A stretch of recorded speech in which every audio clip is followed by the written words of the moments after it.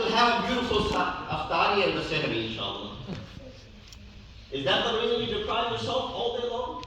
So that by 8:30 or by 7 o'clock, by 8 o'clock, I'm going to be eating a table full of food. I look forward to that iftari because that's the reason I've deprived myself all day long. No, that's not the essence behind it. That lazzat of eating the iftari, which is made mustahab for you. Mustahab. It is important that you eat that iftari. It is important that you eat that suhoor because it is mentioned in Riwayat. Don't go about fasting 2 days in a row without eating anything. The third day fast might actually be according to some fuqaha, haram to you. But makruh amongst all of them. So why do you eat this iftar?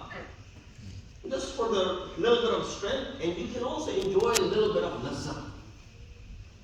You know, the Anbiya, they would get married. They would get married and they would take the lazzat of this marriage just to the extent which was needed.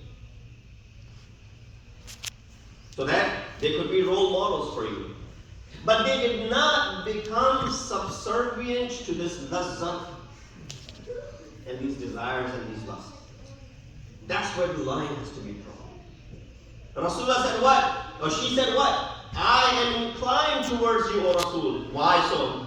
لِقِرَابَتِكَ وَأَمَانَتِكَ وَحُسْنِ خُلْقِكَ وَصِدْقِ حَدِيثِكَ.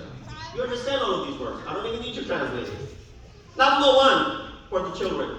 لِقِرَابَتِكَ. Because you take care of your family. The reason I'm inclined towards you is not only because you gave me a lot of profit in my business, which Rasulullah did, by the way. The reason I'm inclined towards you is not because my business is now booming and flourishing, which happened, by the way. No, the reason I'm inclined towards you is because you are a family man. You take care of those who are in your surrounding, in your family. You do not deprive them. You look after them. You take care of them, whatever extent you are capable of doing so. That is a means of inclination for Bibi Khadiza towards Rasulullah. وَأَمَانَتِكَ. The reason I'm inclined towards you is because of your amanatdari, trustworthiness. The third reason I'm inclined towards you is because of your husn khulq. إِنَّكَ لَعَلَىٰ خُلُقٍ عَظِيمٍ إِنَّمَا بُعِثْتُ لِأُتَمِّمَ مَكَارِمَ الْأَخْلَاقِ. I came to perfect the akhlaq. So it's only natural that Janab Khadija is saying that thing which impressed me, oh Rasulullah, about you. Rasulullah was not the wealthiest man, although he could have been if he wanted to. We just read in the ayat and heard in the ahadith that people of Quraysh came to Rasulullah, offered him the biggest of the posts, offered him in marriage whoever he wants to marry, but to let go of what? This deen that he's propagating. Rasulullah said, if you were to place the sun on my right hand and the moon on my left hand, I will not let go of this mission that I had on earth. He could have made a lot of money. Then they made another suggestion. Why don't we worship your deen 1 year and you worship our deen 1 year? There's certain places there's no compromise. I said, don't compromise in these areas. Guess what? We'll compromise in these areas, but when it comes to compromising at home, we're going to be very stiff-necked over there. The places where you can compromise, we're very strict. The places where Islam is saying don't compromise, we give it a lot of time. Don't compromise on your deen. We're going to compromise on our deen. My deen says that I have to do this. Well, we live in this society. Let's compromise on that. Let's not do that. My deen says this is haram for you. But we are in America. So we got to compromise a little bit. The areas where you shouldn't be compromising, you compromise. But the areas where you should be compromising at home, for example, With your family, for example, you're not going to budge. Very strict. No, have this flexibility. Rasulullah was saying what? Wa husnil khuluqika. The reason that I'm inclined towards you, O Rasul, is because of your husnul khuluq. The akhlaq that you possess. Rasulullah and Ahl-e-Bait came to perfect our akhlaq. To make us that role model. That's why you make this dua in the end of Surah Al-Furqan. وَجَعَلْنَا أَئِمَّةً. Make us to be لِلنَّاسِ imam. Make us to be aimma and the imams of the people. You're making this dua. وَجَعَلْنَا لِلْمُتَّقِينَ إِمَامًا. Make us to be the imam of the muttaqeen. We know that there's one Amir al-Mu'mineen and Imam al-Muttaqeen, Ali ibn Abi Talib alayhi salatu wasalam. But guess what? Quran is inviting you to be the Imam of Muttaqeen as well. There's ayat of Quran. There's the riwayat is there, the ayat is there, the translation is there. And it's not made up. And the last attribute that she said was Siddiqu Hadithika. The reason is because of your Siddiq Hadith. The way you speak. You don't mince your words. You don't go ahead and tell a lie. You don't, intentionally nor by mistake. Your hadith, your guftuhu, your speech is always righteous. Let's start from there. I know it'll be very difficult for us to have good relations with our family members. I know it's too much asking from us. I know it's very difficult for us to be trustworthy and amanatdar. I know it's very difficult to ask ourselves to have husnul khuluq. But let's start from this fourth one. Let's have sidq hadith.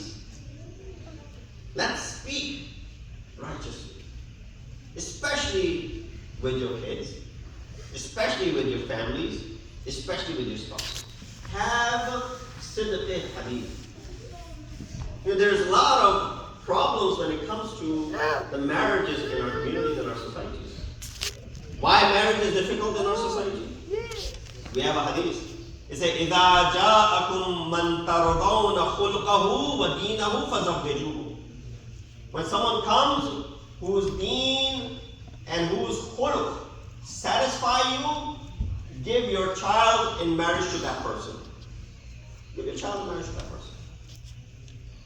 There was a man in the time of Imam Hussein ibn Ali alayhi salatu wasalam,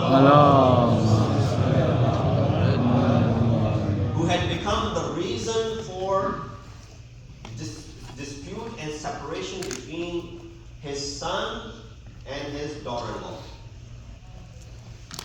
He came to Imam Hussein. So this is something which is prevalent. That how sometimes the parents become the reason for the separation.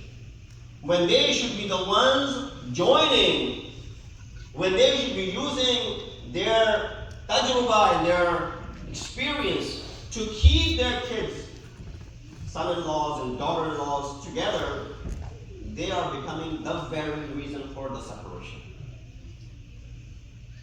So this man came to Imam Hussein. Imam Hussein said, I heard that you instigated the separation between your son and his wife. He responded by saying, yes, Imam. Imam admonished him. He said, do you know the magnitude of this sin that you have committed? He said, what? Imam said, instead of causing their separation, if you had cut their veins, your sin would have been lighter than what you have done right now. If you had cut their veins, which would end up killing them, then your sin would have been lighter than what you have just caused it to happen now. Just understand the magnitude of it. Let that sink in. What Imam Hussein is trying to accomplish with this analogy, what Imam Hussein is trying to give message with this example that he gave. And then all those who unfortunately, knowingly or unknowingly, become the reason for separation. If you ended up causing a divorce, if you ended up becoming the reason for the separation, according to Imam Hussein, it's better you kill that person. You will have less of a adab in separation. Oh, I can't emphasize more than what I believe. So those are the reasons why a lot of times marriage is becoming difficult in our communities. When you help your child choose a dress, buy a car, why don't you help them pick a spouse? Molana, they're not grown-ups. They can make decisions for themselves. They find someone, and we're okay with it. That's fine. No, while you're helping them with the very little things, buying shoes and clothes and cars, now you want to step away from their life when they have to make the most important decision in their life? That's why marriages are falling apart. A year, 2 years, as if they're coming with an expiry date now. The day of inqiraj, expiry date, and they walk away. Unfortunately. No, it's not like, divorce should not happen. There are ways where a person is stuck in a very toxic marriage. There's nothing wrong in getting out of that.